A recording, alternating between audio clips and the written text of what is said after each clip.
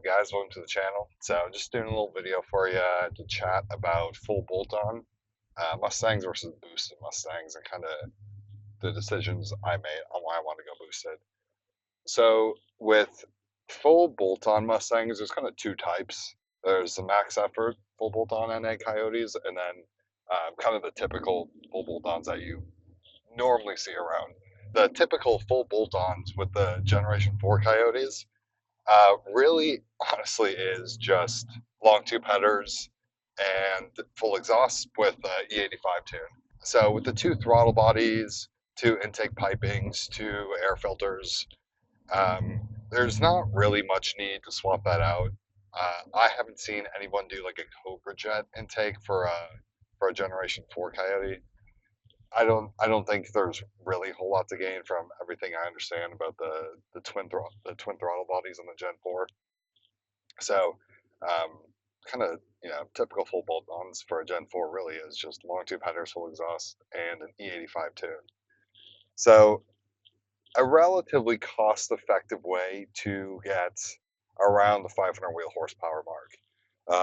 It seems like on the dark horses they're doing, you can get north of 500 to the wheel, and then on the standard GTs are usually, it seems like they're coming up just shy of 500.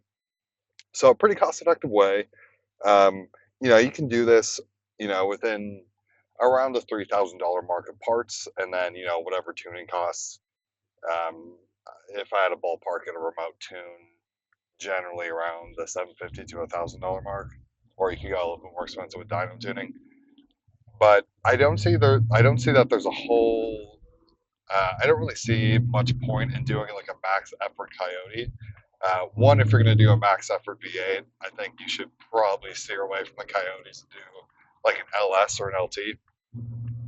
They just have those engines just have the max effort NA game locked down that the Coyotes can't really touch.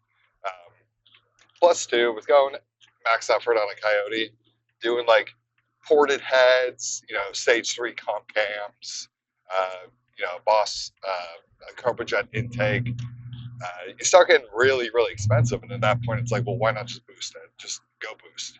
Like, don't waste the money and the effort and the time to max effort a Coyote just to get walked by anybody with the ESS setup that's probably spent less money than you did. And when I bought this car, I'm sure you guys can see by the excitement in every single video I mentioned about it getting a Whipple. So I knew I was going to do that right off the rip, but I started kind of thinking about it, contemplating, like, do I really want to spend that much money on a Whipple setup Coyote? Just because it's like it gets expensive, right? $10,000 for the blower, $2,000 for install, roughly. Plus, you really want to do oil pump gears and crank sprocket, as those are the 1 week failure that kind of limits you from being a bulletproof 1,000 horsepower engine.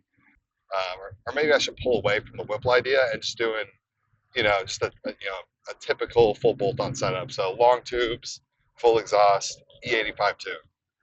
Now, my kind of dilemma with that is that I had just come from an S650 with full bolt-ons. Again, not a max effort NA Coyote, but a typical full bolt-on Gen 3. So, long tubes, full exhaust, plus a cold air intake. Even though on the Gen 3s, I don't think the cold air intakes really do much. So, I was kind of thinking about, I was like, if I do that, I feel like it's just going to be way too similar of a car to my Gen 3 Coyote. So,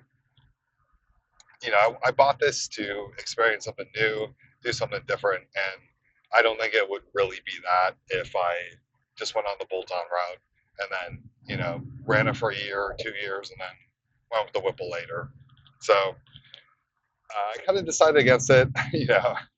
Anytime you're spending $10,000-$12,000 on a car upgrade or really on anything, you're really going to have those second thoughts, and they definitely were hitting, but I realized, I don't think it's worth it. Like, why spend $5,000 for full bolt-ons plus tuning and then maybe some other things when really I should just double it, pass to the next upgrade, and go Whipple.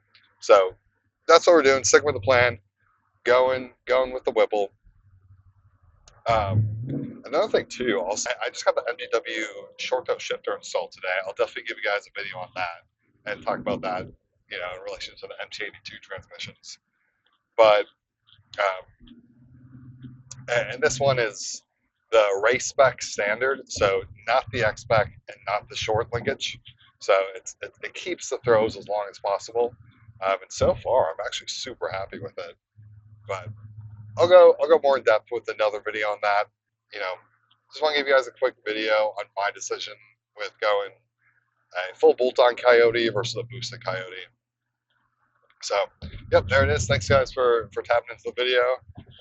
Like always, if you like what you see, please feel free to give me a thumbs up. Don't worry about subscribing. Still building the channel, so I want to make sure that you guys actually have enough content, or you guys feel like a subscription is worth your time. So, yeah, thanks for tuning in.